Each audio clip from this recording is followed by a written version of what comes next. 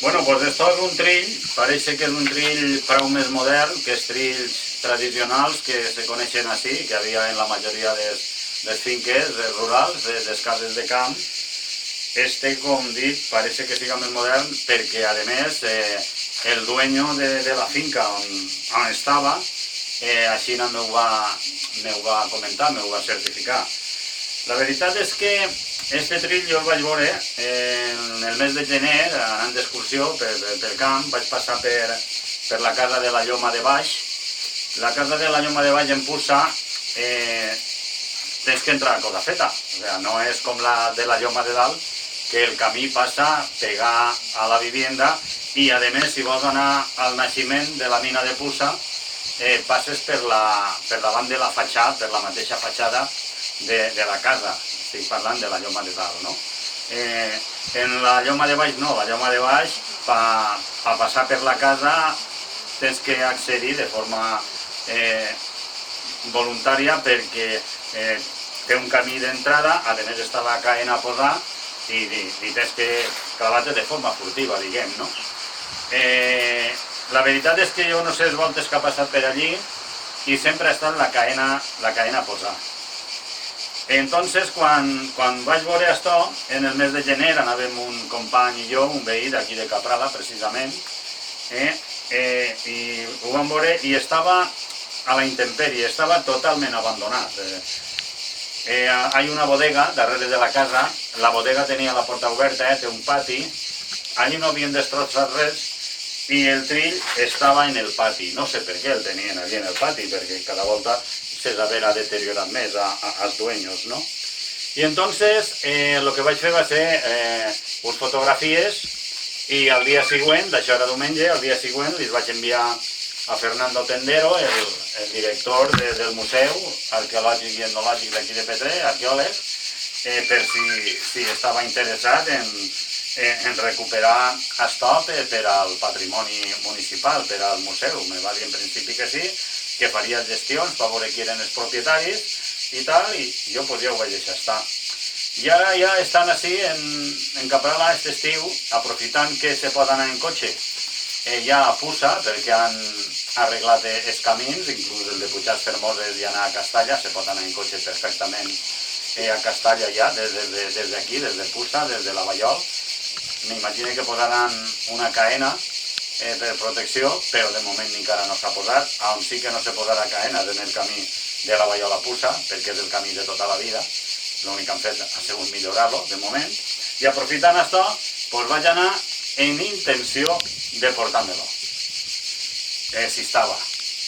No tenia notícies ja de Fernando, del museu, també és veritat que han estat quasi 3 mesos inactius, i el xic tampoc haurà pogut dedicar temps a això i després quan hagi recuperat el treball estarà molt ocupat i vaig anar amb intenció de portar-me-lo i vaig veure que la caena d'accedir a la casa no estava tancada, estava solta i me vaig llevar la sorpresa quan vaig entrar de que estava la dueña,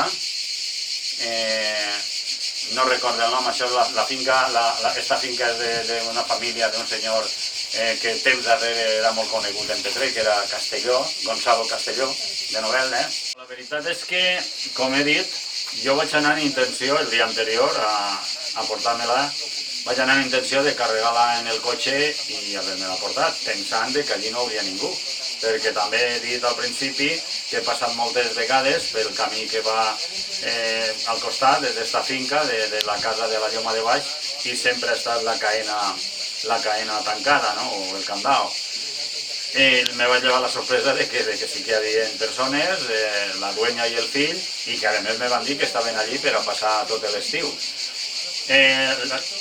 Cert i veritat és que jo soles no me l'haurà pogut portar, perquè el pes que té això, i els ganxos estos per darrere, i l'oseu, les cuchilles per davant, jo soles no l'haurà pogut carregar en el cotxe.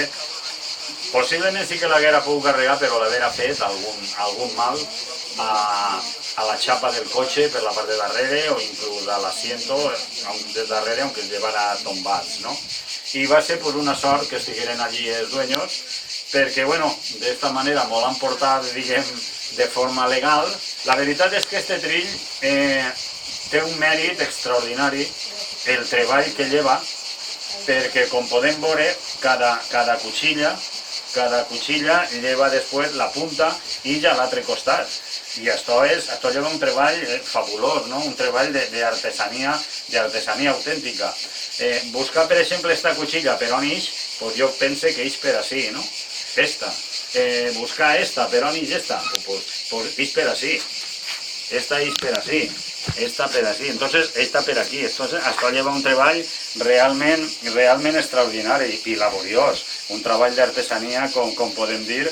Tenim aquí precisament a Conchi Navarro, que és arqueòloga, i ella podria, quizá, valorar més que jo i fer un anàlisi més concret de lo que és. Jo sí sentit que estàs fent un anàlisi estupendo i, bueno, jo personalment tinc que agrair-te que hagis pogut recuperar aquesta peça, perquè és una peça molt curiosa.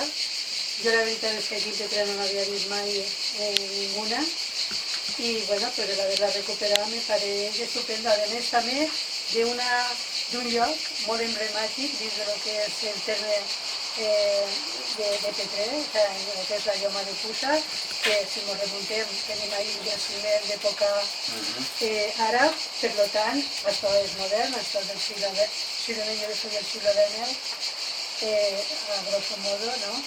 I també el que ens indica és que hi havia una gran producció de blat, cosa que també últimament ja no se dona, no? Però el tenir una peça d'esta, aquesta és més, és més productiva, li saca més producte a la trilla que si fora el que coneixem sempre, el trill de sílex o d'obsidiana, no? Entonces veig que és una peça molt interessant i també per l'altre costat vam bé que alguien por recuperarla y que no tenían ninguna aquí en Petrer, ¿no? Que el Museu Arqueológico y Etnográfico me parece una peça estupenda. Sí, a mi, per lo que tu dius de la producció de blat, me va dir el dueño, el fill de la dueña de la finca, que la finca del Cachuli també era d'ells. Entonces, esto vol dir que entre els bancals de la finca del Cachuli i la Lloma, Mirabuenos també era d'ells. També m'ho va dir que la finca de Mirabuenos dalt de la Folla Falsa també era d'ells. Entonces, claro, tenien tal quantitat de territori que sí, possiblement blat en plantarien i en recollirien un grapat, no? Bueno, pues una peça que en aquest moment podria ser molt interessant perquè van veure que podria donar-li van fer una inversió en el seu moment, però que li van sacar després rendiment segur que li van sacar, no? A mi el que me va estranyar és que la tingueren allí en la casa tan abandonada, no? Que tingueren, sí, la bodega havien obert la porta a algú, estava oberta, però no havien trossos.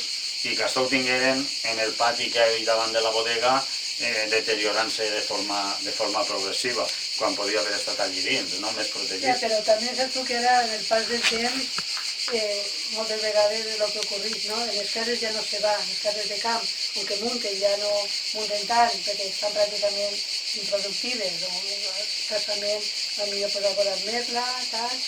Entonces, pues bueno, y de moment que la tingueren allí, dins de la casa, perquè si igual l'haveren tingut fora, pues igual algú o bé l'havien destrossat o bé algú se l'havia llevat.